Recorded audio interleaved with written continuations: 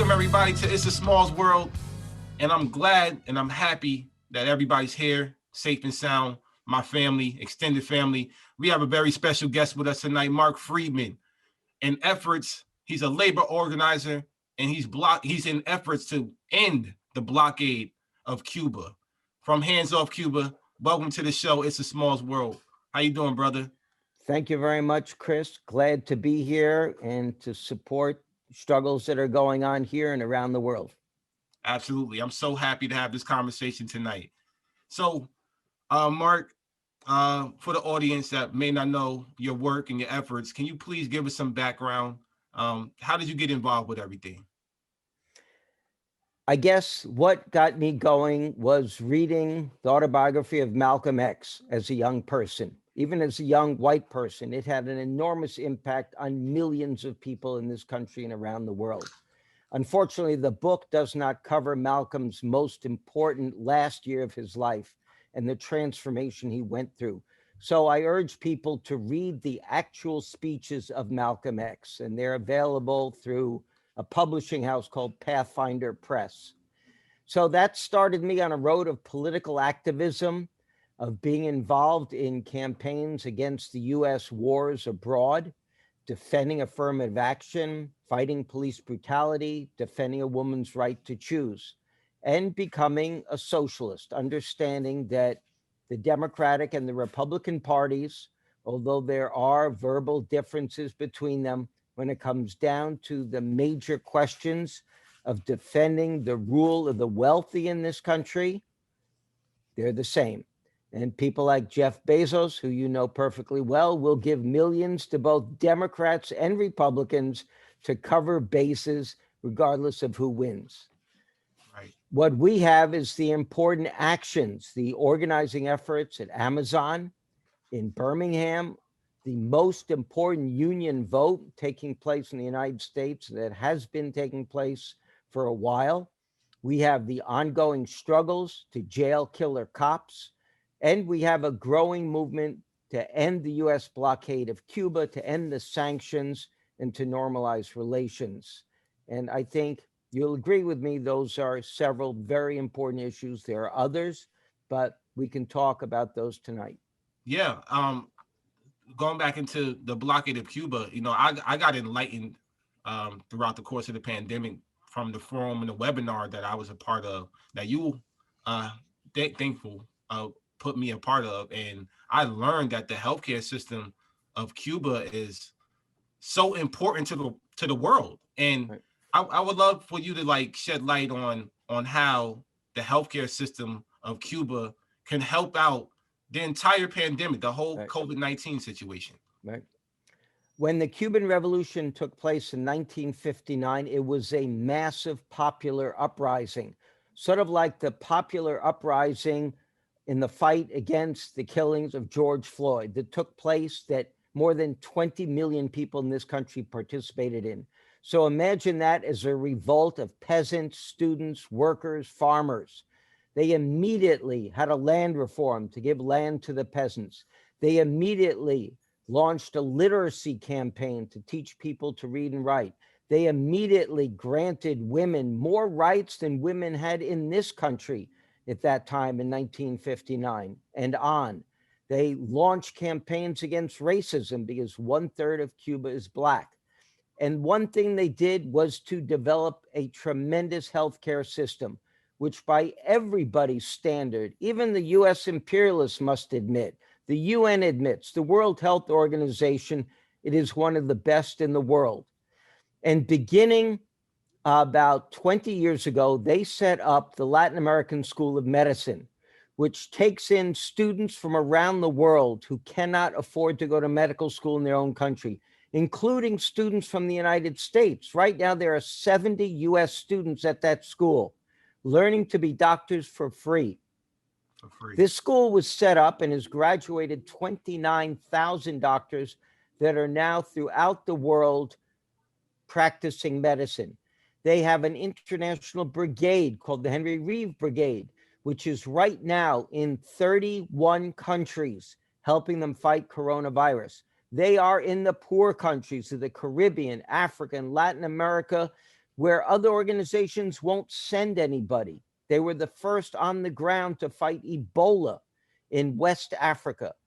And right now, they're willing to come to the United States. And we have demanded here in Los Angeles, with car caravans, extensive media coverage, that Cuban nurses and doctors be allowed to come to LA to help, because it is disproportionate, the number of Blacks and Latinos who are dying from coronavirus, way out of proportion, the percentage of the population. And this racist pandemic must be resolved. Right now, we can do that by bringing in the Cubans. So that's our demand to Governor Newsom, to Mayor Garcetti, and to Biden to end the blockade of Cuba. Wow. Wow, absolutely. Yeah. So is it true? Just for the audience, is it true that in Cuba, there's a doctor for every citizen? How true is that? How many doctors do they have in Cuba? It's one for every 150. They take everybody's temperature in the country now every 5 days in order to help them. And it is all free. All medications are free. Every medical service is free. One last statistic on coronavirus, since we're on it. We know 500,000 people have died in the US, and it's going to go way up. In Los Angeles, over 18,000 people have died already. Okay. Los Angeles has the same population as Cuba. The Cuba death rate from COVID is 244. Wow. So that's your comparison, 18,000 to 244. What does that tell you about the lack of a healthcare system under capitalism when it's run for profit? We don't have one. Yeah. That's what it tells me. We don't have a healthcare system. Right. And right now, there's a debate raging all across the country about reopening the schools. Everybody wants to reopen the schools. The teachers in some cities like Chicago are being forced to go back without vaccinations, without protection. Here in LA, the United Teachers of LA has been very strong. No return to work without vaccinations. That's the only smart thing. Right. Teachers go back, they're going to be sick. They're going to be out, and then you don't have the teachers anymore. So come on. You could vaccinate every single teacher in Los Angeles, every school employee in one day with the amount of vaccines that LA gets. Let's do it.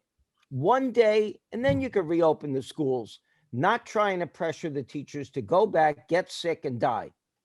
Right. Mark, can I ask you a question about their vaccinations out there in LA? Sure. So are they not doing so because of the tiers that they're doing? Are they doing it in phases as well as other parts of the country? Good question. There are two factors. One is tiers, and right now they're doing elderly and healthcare. They have not finished with that, okay?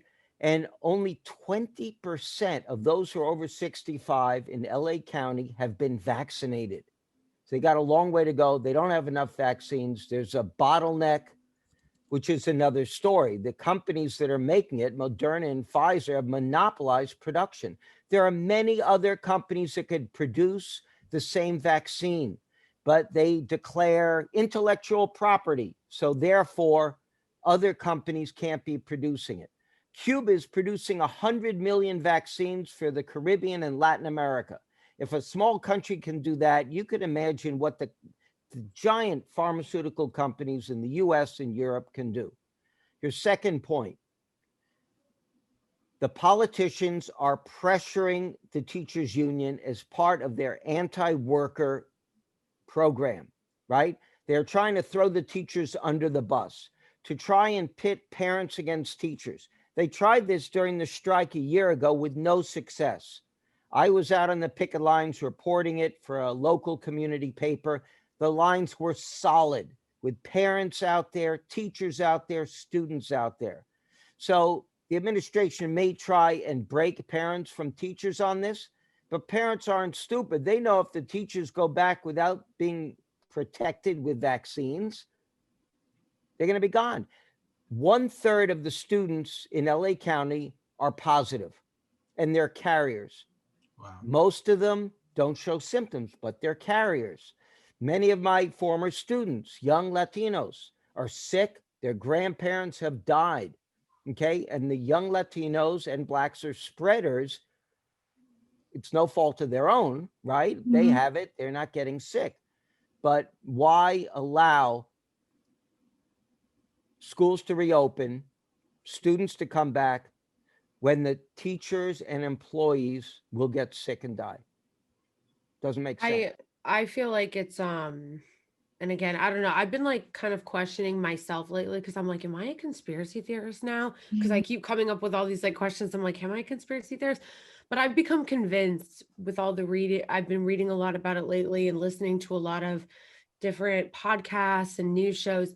And I keep hearing the same refrain over and over and over again on these teachers unions and the attacks. And I've become convinced that there's like a coordinated effort to attack and undermine teachers unions.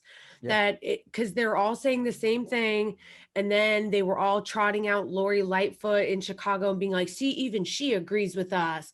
And they're just like, oh, the unions, they just want their money.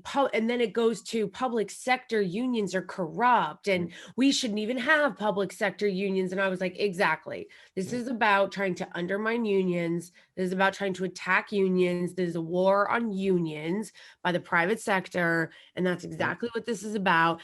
And the billionaire class and the GOP, they always use the children as an excuse for anything that they're trying to do. It's always that. Right. And that's how it was during the teacher strike also. You're completely correct. It's not a conspiracy. It's how capitalism works. And the drive for profits means that you got to prevent unions from forming. Why is Bezos attacking workers at Amazon in Alabama? Why did he attack and fire Chris Smalls? Why did he throw a sop for a few bucks an hour for a while, hazard pay, and then take it away? This guy made $1 billion a day, right? During the first 6 months of since March, 13, right? 13 billion. 13 billion. It's absolutely gross, right? And he can't give workers a decent salary and medical benefits. And that's why, believe me, all the gloves will come off in attacking the workers in Alabama at the Birmingham warehouse. And we must organize nationwide support for them. And I'm so happy, Chris, that you're going down there. We've got to organize the clergy. We've got to organize the teachers. We've got to organize the students. We've got to organize community groups. We got to help revive them, because this is the front battle for all of labor in the United States today. We have been losing union organizing drives in the South. And here is a big one that we have a chance to win. And it will take national solidarity of every union to back up the workers in Amazon. Absolutely. Wow, spot on, 100%. And speaking of, the movements and the disproportionate, you brought up Black and Brown lives. Mark, when I first met you, I met you at the Black Lives Matter protest. So I would never forget that moment. That was a very special moment for me. First time in LA in front of 5,000 people, actually seeing the memorials of all the police brutality that takes place in LA. You don't experience that by watching TV. Right. So that moment right there was so surreal for me. And I want you to shed light on what's going on with police brutality and Black Lives Matter. The explosion that took place nationwide after George Floyd's killing, and then with the subsequent brutal murder of Breonna Taylor in Louisville, Elijah McClain, white dude, right, in Denver, and many others. There are 1,000 young Blacks and Latinos and some whites killed by the cops every year across this country. There are 600 unsolved cases in LA. We are demanding that those so-called cold cases be reopened. Under pressure, finally, so it has come to light that there is a grouping within the police department here, known by the Sheriff Villanueva, right? A group called the Executioners.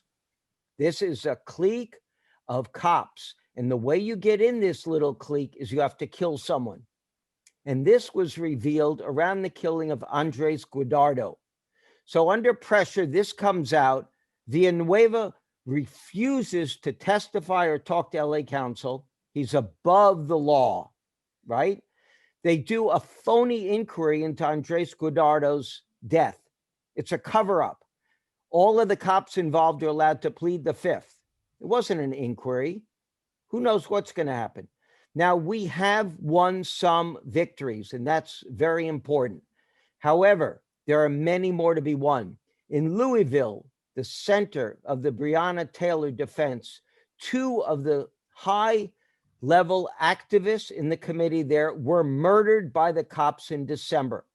These were young Black activists who had filmed other examples of cop brutality. So what has been formed, and I want to give this out for anybody listening, go to a website called Jail Killer Cops Coalition. That's all you got to do. And they are holding a big nationwide webinar with people from the Breonna Taylor Committee, from Chicago, from other defense cases around the country on February 22nd. It is sort of a celebration of the life of Malcolm X and how he was involved in fighting police brutality here in LA. So there are many lessons from Malcolm X. And again, you want to read the speeches, go directly to the source, pathfinderpress.com, and read Malcolm X for himself. But I urge people, Jail Killer Cops Coalition, just Google that, get the information. You'll get a link to the webinar, which is in 2 weeks, right? Less than 2 weeks. And it will go a long way. Let me say one last thing about BLM. Since the social explosions that have taken place, BLM is an amorphous group, and there's recently been a national split within it and a differentiation between the more conservative national leadership. They call themselves Global BLM, that, by the way, has raised for themselves $4 million with no financial accountability, and a group of 10 BLM chapters in Columbus, out here in the Inland Empire and other places, who have broken with that conservative leadership. The national leadership no longer calls for jailing the killer cops. They call for defunding the cops or community control. Community control was tried in the 1960s. It did not work. The police are paid by the government, by the state, if you will, to primarily protect private property and people like Bezos and Amazon, and to intervene against strikes. They are not the friends of working people. So to ask for community control of the police is impossible. We need to demand jail the killer cops, reopen the cold cases, no immunity, no so-called blue immunity, prosecute cops for all these murders to the fullest extent of the law. Because without these protests, they're going to let these people off. If you notice, that has been the pattern. They drag on the cases, they have the trials 3 years later, and every cop gets acquitted. Yeah, that you brought up 600 cases, right? And that was under Jackie Lacey. Am I correct? Exactly. So is it still fuck Jackie Lacey? She's out. They have a new DA in, though. I don't know whether he's any better. He was the DA in the Bay Area and supervised the cops there and the police killings. The same. I mean, yeah. You can't rely upon any of these DAs. And once the demonstrations stop, the courts do what they want, and they will always side with the police. Right. We have won some victories. Some cops have been fired. That's true. That's good. But not a single one yet has been jailed for killing a young Black, Latinx, or white youth. And that must be our demand, to jail the killer cops. So, Jail the Killer Cops Coalition, Google it, get involved. Mark, I wanted to ask, you kind of brought up the police brutality and kind of the idea of defunding the police. Do you think that can be done, or what kind of change do you think we need to see in order for this to stop? Very good question. with the upsurge in Minneapolis, I don't know if you recall, but the city council voted to disband the police department. I sort of laughed. I knew that that was political grandstanding. And of course, Exactly. once things simmered down, they removed that motion.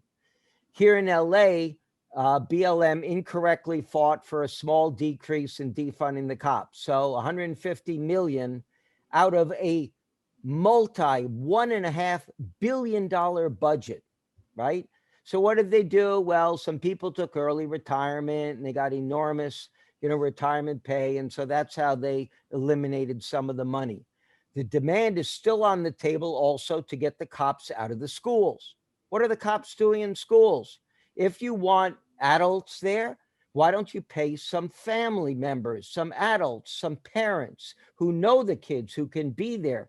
You don't need the intimidating force of cops and everything that they represent in our society. So Wow. I think call for defunding the cops isn't going to go anywhere because they're used against us all the time. You all may not have ever been on a strike picket line, but I have, and been attacked by the cops.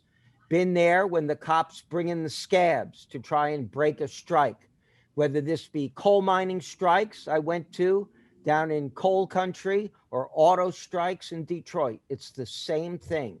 The cops are used to bring in scabs. We should have no illusions that the police represent the wealthy. Compare that, there are no George Floyds in Cuba.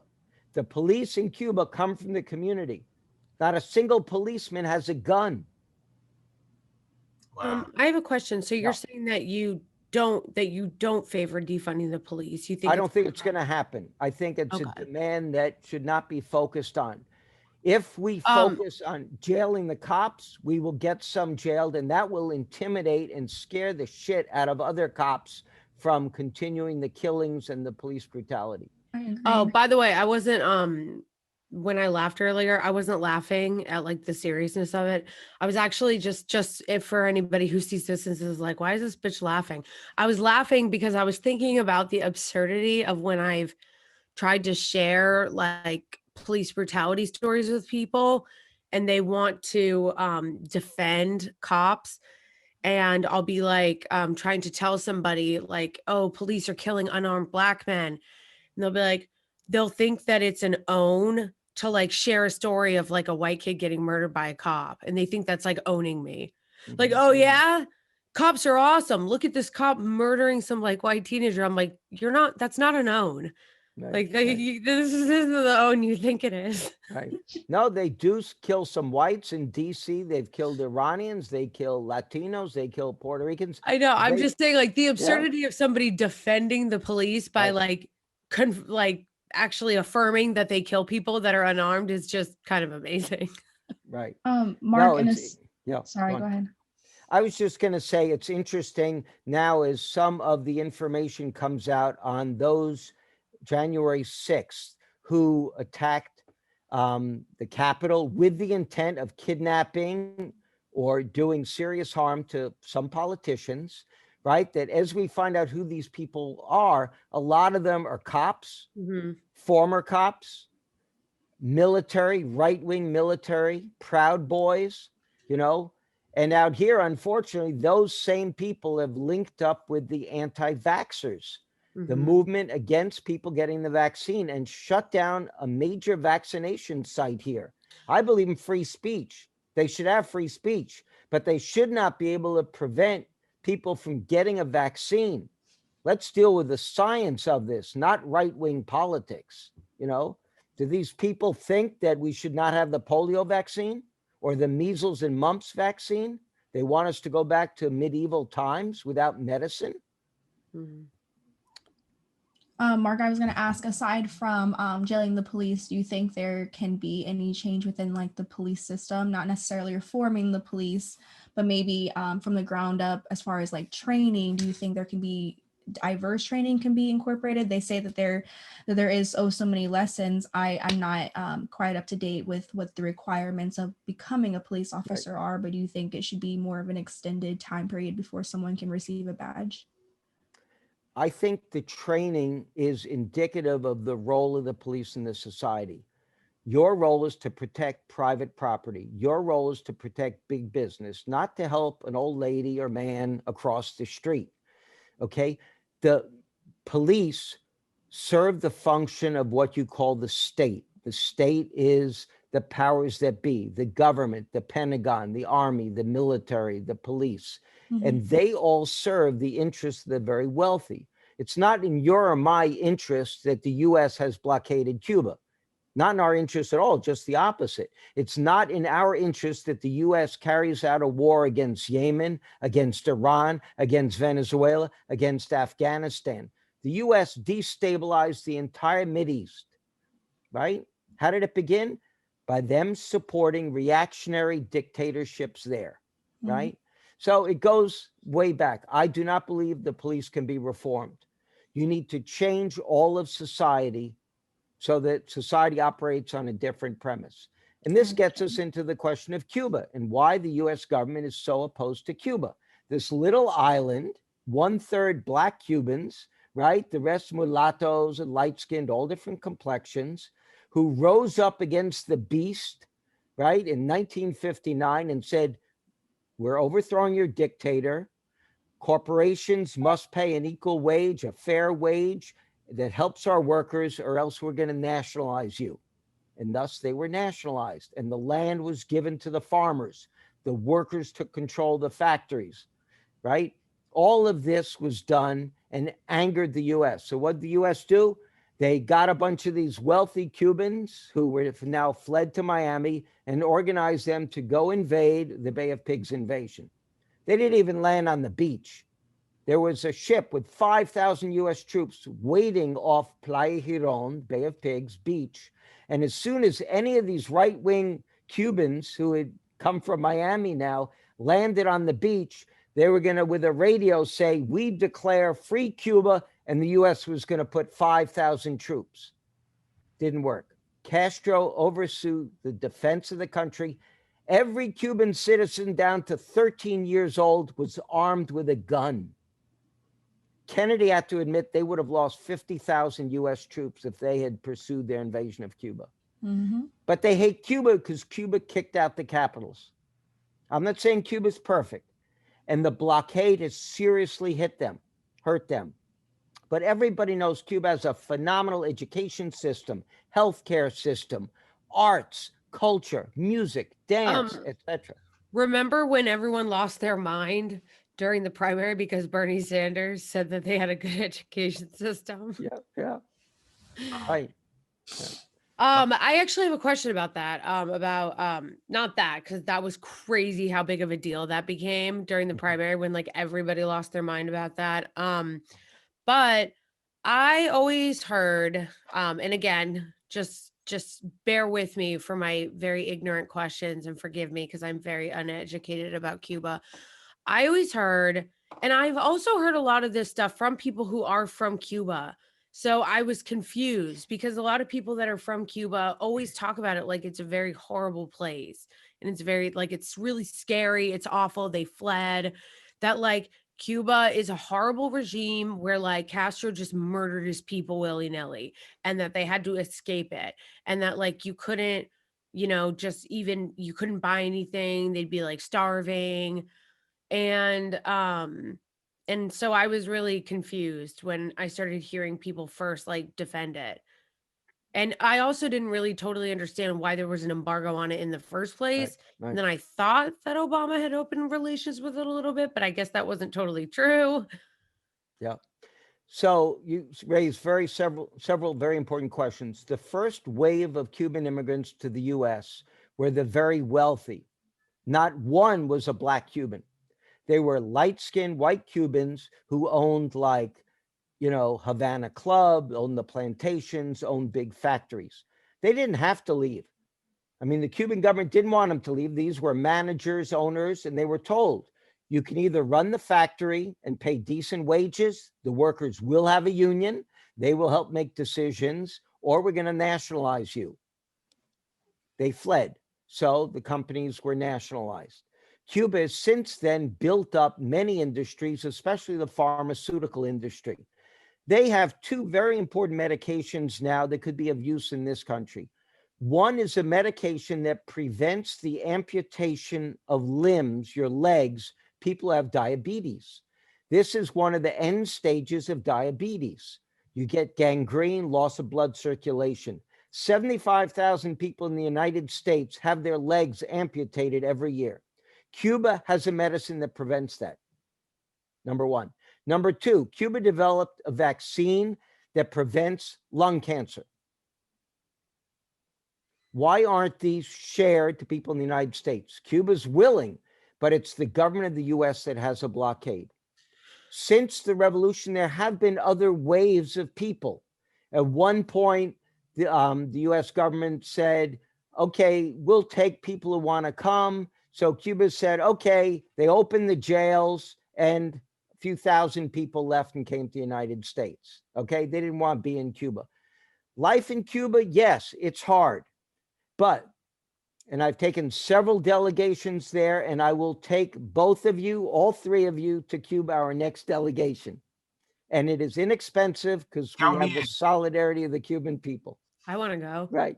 I already told you. did- Count me in. In 10 days, we did not see a single drunk on the street.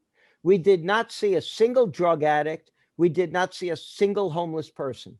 Can you say that about any US city? No. I can't even walk down the stairs on the subway Yeah. without running into 2 or 3 homeless people. Sure. And I even live in a small town, Iowa, and we have a pretty insane homeless Yeah. population. Yeah. No, And- I actually even found myself feeling bad the other day, and I thought, like, nobody wants to say this because it makes you feel terrible, but like, I was waiting for the subway the other day, and there were like homeless people who were obviously dealing with mental health issues that were being so annoying and rude, and I just wanted to like yell at them. And that sounds so awful because you know that like it's not their fault, they're dealing with mental health issues, Right. but they were like getting in my face, not wearing a mask, being super annoying, and I wanted to be like, shut the fuck up. But like, you know Right. that like it's not their fault, so you can't say that. But I was just like, I felt overwhelmed because there were so many. And then I got mad at like de Blasio in our stupid fucking city because I was like, no, I love this city. But I was like, why don't you guys do anything to like help people? Sure. Like there shouldn't be this many people Right. that don't have homes that are dealing with mental health issues so that I am like a random person getting pissed off at them on the subway. Right. There are 50,000 homeless in Los Angeles. 2 years ago, they passed a state referendum to increase taxes to pay for homeless housing. They have raised billions, and 479 hotel rooms or apartments have been built in 2 years. They don't care about it. Marx and Engels in the 1850s wrote a pamphlet called The Housing Question, and they explained the issue of rents and mortgages and how capitalism could not solve the problem. Capitalism is not going to build low-income housing.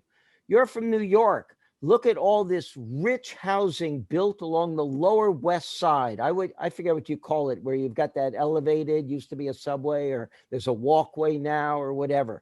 But $1 million, multi-million-dollar penthouses, right?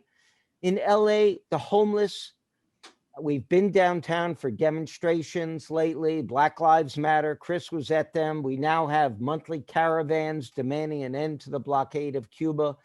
And virtually every street is lined up with tents of homeless people. That is true. And they don't care about it. Supposedly super liberal city. Like I don't. It How? doesn't make any difference. They don't care about housing because if they start building low-income housing, okay, it's going to drop the profit rate of the big landlords. Exactly. Even when they've put a moratorium on people paying rent, say you don't have to pay your rent, right? What the hell are you supposed to do 9 months later when you owe $15,000 and you haven't been working? Plus, you should not only house the homeless, you've got to give them jobs. Just giving them a place is not enough. People must be given a job. They must be given medical services.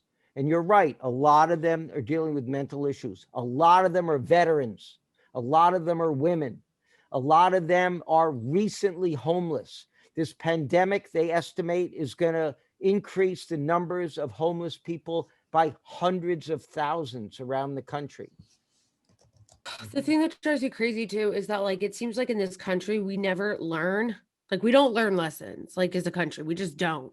We just ping pong between like neoliberalism and right-wing fascism, and it just kind of just like ping pongs back and forth. So like even somebody is like LA or like California that's ostensibly liberal, and everyone's like pissed off at Newsom right now. So they're like recall Newsom. And but who they're talking about replacing him with Yeah. is like a right-wing billionaire who talks like Ronald Reagan and Mhm. like, wants to implement Ronald Reagan type policies. And I'm Right. like, man, you guys never learn. You never learn. Like he's like talking about like this I couldn't even remember what he said the other day, but he said something that sounded like it could have come out of Reagan's mouth in the 80s. And I was just like, we just keep going like this. Well, you're right. You don't have much option. You've got the Democrats or the Republicans, and they go back and forth. Malcolm X I said like this, that one. and I'll quote this. Malcolm X said, "I will never organize a black man to be a Democrat or Republican because both of them have sold us out. The Mm. Democrats are foxes in sheep's clothing." Mm. That was it.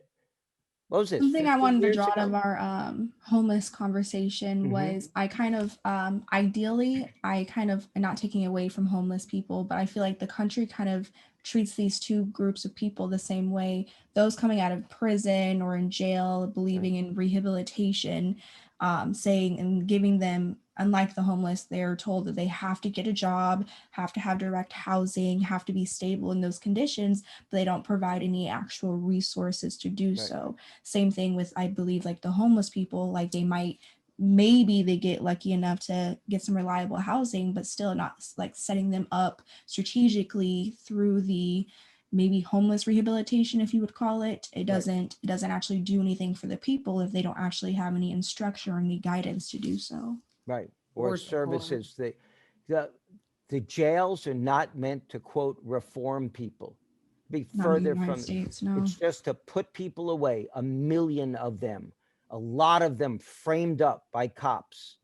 I don't know what city you're from, but I had a very close friend who was a union organizer in the Meat Packers Union in Des Moines.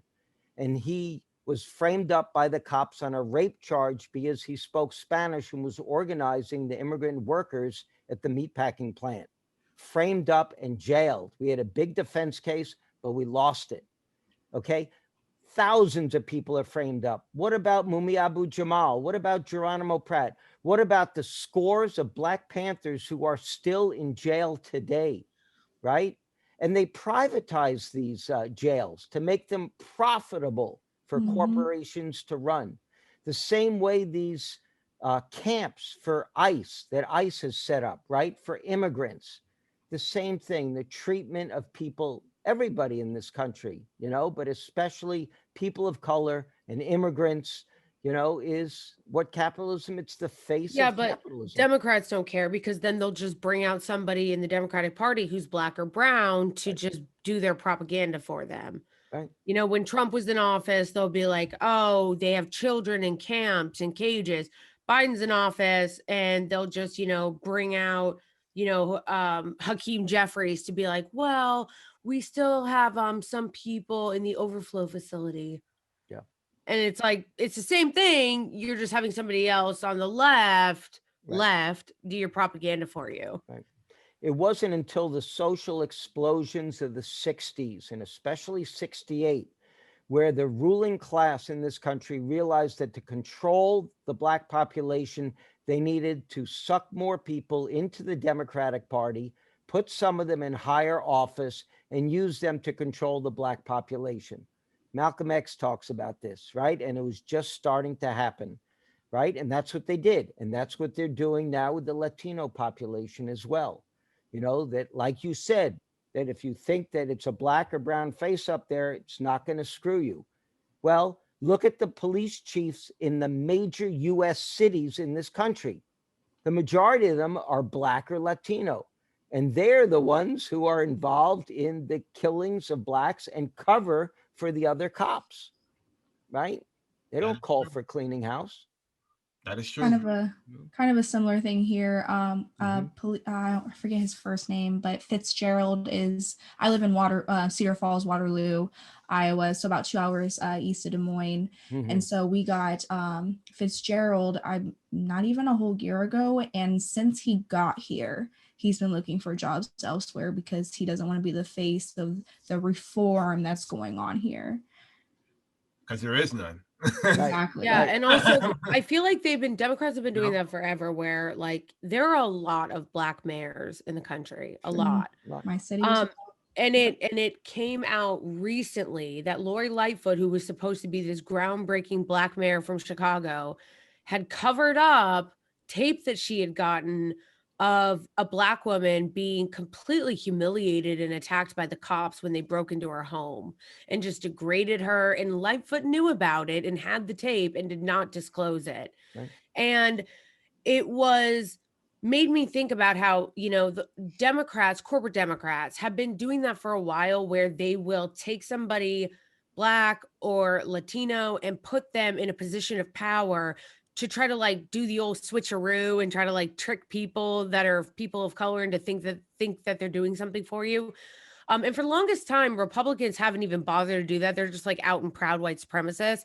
But I noticed that recently the Republicans are starting to try to jump onto that grift. Like they are starting to dip their toe into like identity politics, to try to grift onto that. Like you notice that like Kevin McCarthy, when they started winning House seats this cycle, he posted tweets being like, we got so many women and people of color this cycle. And like they trotted out like Tim Scott and the Black Attorney General of Kentucky during the RNC.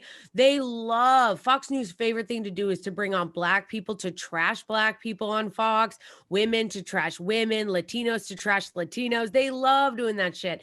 And they're electing more and more. They specifically went out of their way to find a Cuban woman to run for Congress in Florida so that she could be the person to stand up against AOC. So they basically took like the identity politics shtick that the Democrats always use, and they're now being like, we can do this too. We can do this too on the right. We can find somebody like Candace Owen, who is Black and a woman, and run around and have her say the nastiest shit about people and do our right-wing propaganda for us.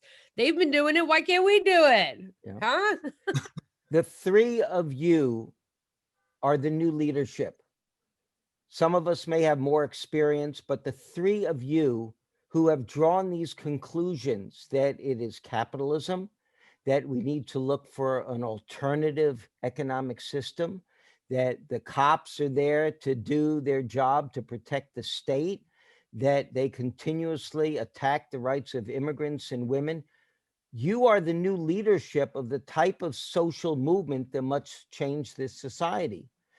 And the realization of that, and to help other people break away from, as you said, the ping pong back and forth between Democrats 1 year, you don't like them, you're both the Republicans, you don't like them, you're back and forth.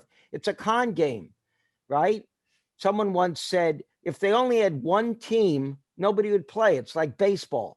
If you only had one team out there, there's no game. So they make you think that you really have a choice, when in reality, you don't have much of a choice. Virtually no change comes about through the elections in this country.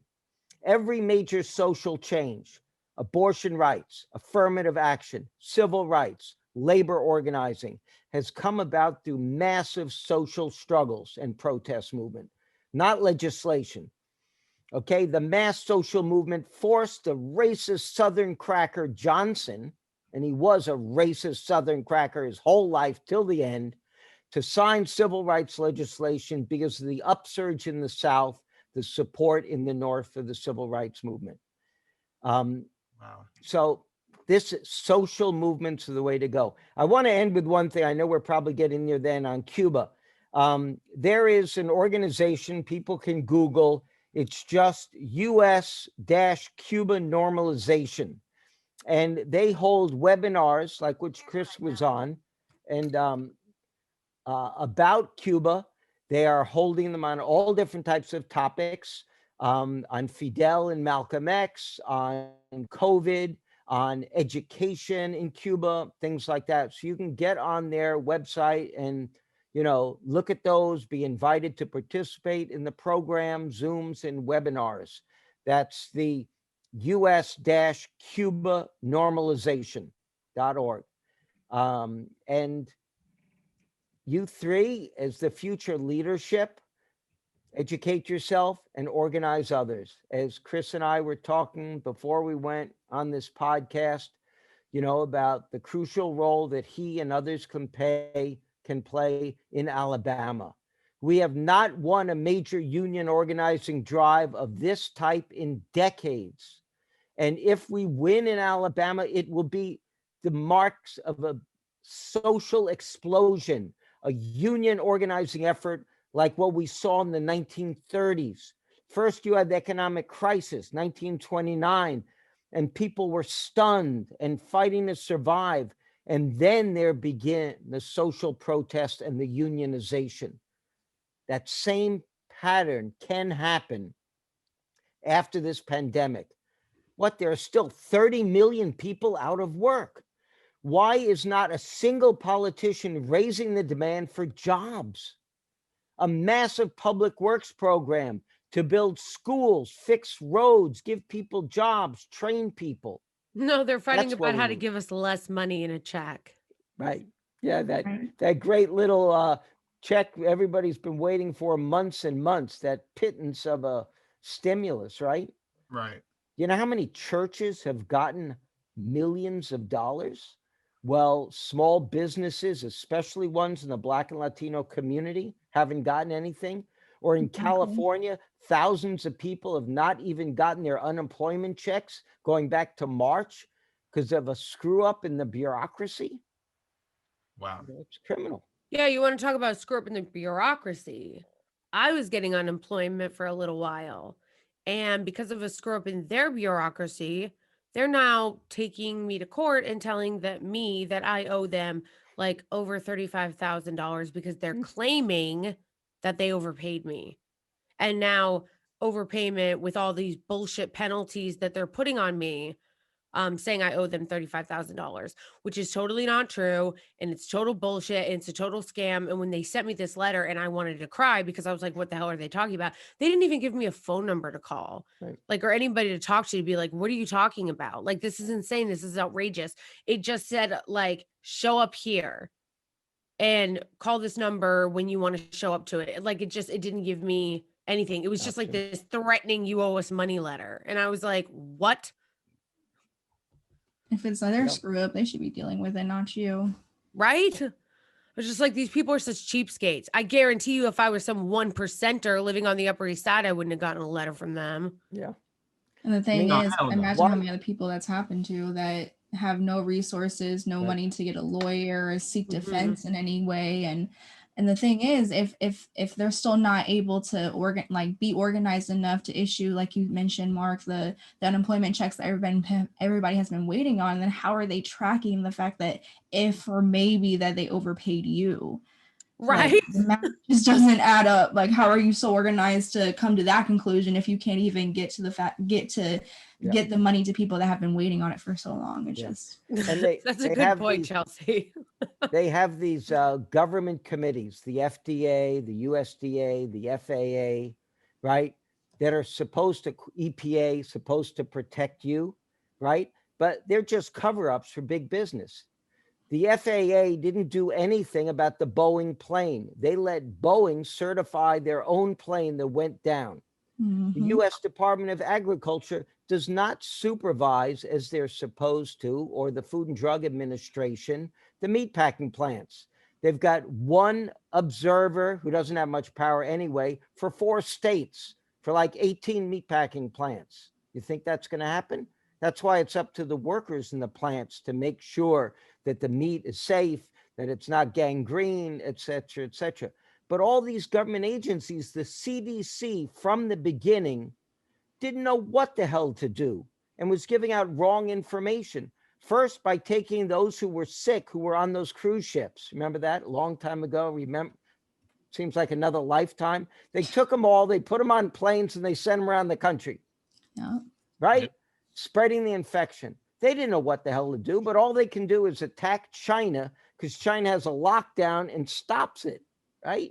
They don't know it. That's why I don't trust anything they say. I feel like every other second they come out with some story like, oh, FDA finds out that they were poisoning baby food or whatever. They're like, EPA finds out this. I'm like, why are you here? Why are you here? You There's don't a do purpose. yeah, Yeah. you don't do anything. You're not Right. useful. Right. And Mark. you wonder why lots of blacks will not take the vaccine. They remember Tuskegee. They Yeah. remember Trust it. Henrietta Lacks. Some of Mhm. you may know her, an awesome book, story of Henrietta Lacks. Yep. So people are skeptical, but science has to prevail. People should physically distance, they should wear masks and take the vaccine. Don't listen to conspiracy theorists, anti-vaxxers, people No, who I'm just not shop at, trying to defend conspiracy theorists, but I will say okay. that I do, even though I'm not a conspiracy theorist, I'm not an anti-vaxxer or any of that stuff. But I will say that I do kind of understand though where people a little bit to a point where people's paranoia comes from because these people are such fucking liars. Sure. Like Sure. just the constant gaslighting and lying from the CDC, lying from the FDA, lying from the EPA, lying from the FBI, lying from the NSA. It's like you get lied to so much that it's like, well, why should I believe you? Right. In And order for that's the what- nation to come together to all want the vaccine, there needs to be much more transparency into what's going on. Yeah, in and the now like vaccines. over a year later, they're finally like, actually, you need to wear 2 masks. It's like, bitch, why didn't you tell me this a year ago? Exactly. And that's what Trump played upon, right? And the 70 million people who are so skeptical of government institutions, right? That they Yeah, but these are also the same people that are like, I don't trust big government. Anyway, let me get on my phone that's going to track me all the way to the Capitol while I storm myself in here. Let me get my selfie and put it on Facebook, which is also tracking me. And then Right. the NSA is going to be spying on me, and I'll put this right back in my pocket, but big government bad. It's like, it's like, listen, if you're going to be all anti-big government, fine. But like, where's that same outrage when it comes to like the NSA and like big corporations spying on you, bro? Only when it gets Yeah. censored, that's when they get mad. Hey, Mark, it's been a amazing conversation. I just sat here and I let you talk because it's important that people hear this, the audience hear this information, and I'm so happy that you were able to shed light on all these topics. Before you leave, I'm putting Cass on the spot. Cass is behind the scenes. Shout out to our producer Cass. He asked me, "What are your thoughts on evolution?" Mine? I am a hardcore evolutionist. People can have their own faith and religion, and I support them in that 100%. But I believe in science, and I believe facts and science, scientific method, and that humans evolved just like every other organism and every other plant evolved. Even the Catholic Church says this, that it's okay to accept evolution. So I respect everybody's right. I'll give you an example. And Socialist Cuba does this too. Fidel Castro used to go to one of the synagogues where Jewish people prayed and had Hanukkah there with them. Raul would go and have Passover. There was no effort to stop religions whatsoever. Cuba is not a very religious country because of what the Catholic Church did. They supported Batista openly and actively. And right after the revolution, the Catholic Church joined with those who opposed the Cuban Revolution and said to the people through all their congregations, Fidel is going to take your kids and they're going to send them to the Soviet Union and brainwash them. This was called Operation Peter Pan. Mhm. And I know some of these kids. So hundreds of kids were rounded up, given over by their parents, organized by the church and the CIA, and sent to Miami, New York, Chicago, etc. This was Peter Pan. Nothing could be further from the truth. It was total lies that the Catholic Church spread. But Castro in Cuba is big enough to invite the Pope to Cuba. Fine, we've got no problems. They invite Mandela to Cuba, right? Great, awesome, because of what Cuba did to support African liberation struggles, especially in Angola. But that's a whole other topic, Cuba's internationalism. And we could certainly use some of that here in the United States now with their Henry Reeve Brigade, with their doctors who are willing to come and help save lives. There are about 100 US Blacks and Latinos and some whites who were trained in Cuba at their medical school who are now in the Bronx, Montefiore, and other places, in Chicago, they're in Boston, they're in LA, they're in all the hot spots fighting coronavirus. That's right. Can I ask one more question? Yeah. Before we go, how is the food in Cuba? The blockade impacts everything in Cuba, okay? Most people do not have computers. There are about 50,000 home computers with internet. However, everybody's got a phone. Internet is free, wireless is free. If you go to college, you're a student, you've got all that free there. There is no censoring of any of the media. You're on the internet, you're on the internet. They do need someone like Google to come in and build, an entire system. But it is the US that has locked down the fiber optic cables that run from southern Florida to Cuba that prevent that link. And you know how expensive satellite communication can be. So get back to food. Food in Cuba is delicious. And it is all organic. They were forced to go organic because they could not import fertilizer and stuff. So everything is organic. People have their home gardens, etc. But they still need food. And they're virtually every major agricultural livestock organization of farmers in the United States wants trade opened up with Cuba. They want to sell their products there. Cuba wants to buy them. It's a lot cheaper than bringing in chicken from China or pork from China. At the same time, you have to understand that the US does whatever it can to devastate the livestock in Cuba.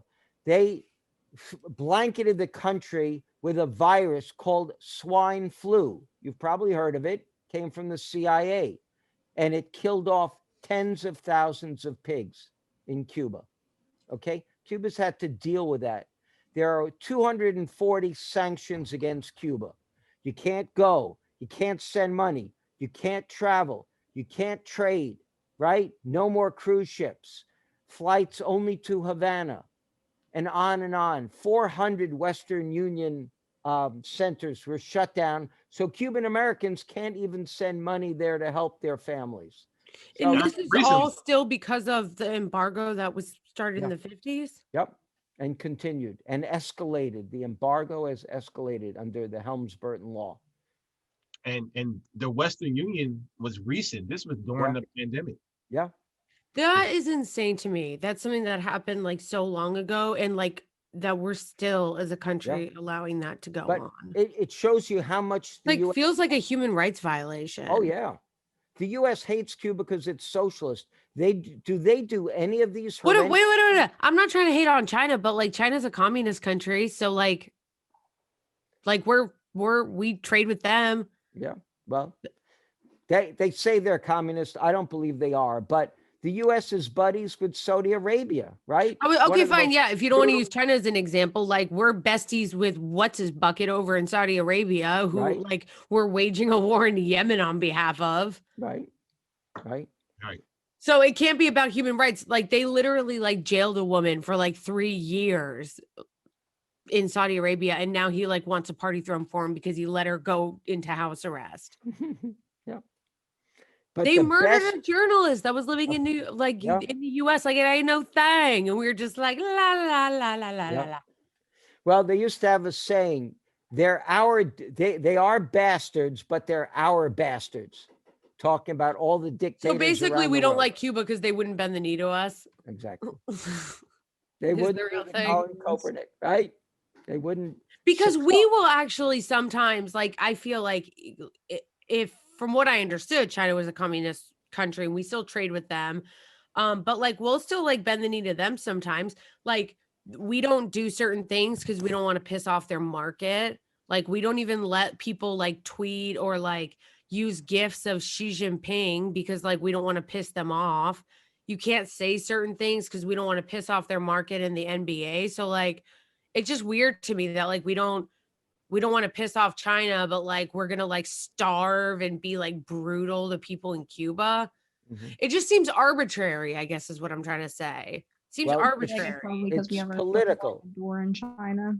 Huh? It's go on. I feel like it's possibly because we kind of have like our foot more in the door with China compared to Cuba. Like we have more of a not necessarily a say in what goes on there, but in say in how we deal with things that occur in those different countries. Well, I guess hundreds that's of true. US corporations, hundreds of US corporations are in China making big Exactly. bucks. So why are you attacking China? They're producing the stuff. The companies have moved from here where they were forced to pay a decent union wage. And first they went to Mexico and they say, hey, China's cheaper, India's cheaper, Vietnam is cheaper. Capitalists will always go where labor is cheapest. That's why they went to the South. And the union officials fell down by not helping to organize the South. And so the South is non-union, primarily, right to work for less state that is always used as a bludgeon against unionized workers in the North. They say, you don't like it? Fuck you. We're going to move production to Kentucky, right? Or in Kentucky, if you won't take this pay cut, we're going to move it to Mexico, right? Capital always goes for cheapest labor because that is the biggest component of the cost of production. But that is also where they make their super profits, what Marx and Engels called surplus value. The value that's created by you as a worker is stolen from you and put in the pockets of the wealthy and the banks. I think we got something to say about that now. You know, Yes. Yes, the sir. revolution is here. I'm here. I'm ready to go this year. I'm top of the year, and I'm happy to see the efforts that's going on in Alabama. Once again, I will be traveling down there, and hopefully we will be some successful news and to galvanize the rest of the nation when it comes to the labor movement. So, For sure. Mark, it's been a pleasure, man, listening Well, to thank you, you. man. And we got to have you back on to continue this conversation. It's imperative to the country. You know, I think a lot of people got enlightened tonight by listening to Good. this. Well, I know hope people go to Jail Killer Cops Coalition for the webinars against the cop killings and to help bolster the movement against cop killings, and to the US-Cuba Normalization, right? And see what they can do to help end the blockade of Cuba. Absolutely. We'll make sure to Definitely provide have all that up those there. links to get that information Okay. out there for you. So we Great. appreciate that And I will send Chris a little link and he can pass it on to the two of you. And it's been a real pleasure having this conversation, meeting you. You all are the generation that's got to do it. The young will do it. You've got nothing to lose but your chains, as Marx and Engels used to say, Absolutely. and a Hey, world to win. Mark, can I ask you one more question before you leave, man? This is it. I promise you, this is it. He's like, I can't hear you guys anymore. No. I don't see Mark often, but you know, Mark. So I was watching this shit on Netflix, right? The Cecil Hotel. Do you know anything about this? And anything about the Cecil Hotel in LA? No. Okay, cool. All right. I just want to know. Was it a documentary or a fiction thing? No, it's about some woman who disappeared in the hotel downtown Los Angeles, the Cecil Hotel, the hotel that it's like famous for harboring murderers like the Night Stalker and some other serial killers. But I thought you may have knew something personally I'll have about to send you some information so we can maybe have you on here and talk about it next time around. Yeah, we're gonna have to get you watching that. But Mark, Like, what do you know about the Murderer Hotel? Have you been there? What? The what hotel? The Murder Hotel? Nothing. No. Oh. Chris, I look forward to hearing your commentaries from Alabama. Be successful there. Do a clip for a podcast from there. And I'm willing to come help if you need it. I know you will. We'll be in touch, man. And you take care, man. Okay. And, stay safe. Take care, everybody. Nice meeting you all. Yes, you as well. Thank you for coming on. Of course. Take care. Power to you. Bye. Bye. As they say in Cuba, venceremos. We will win, patria o muerte, land or death. Ow. Gang, look, he dropped the mic on y'all. De Alto Cedro voy para Marcané, llego a Puerto voy para Mayarín.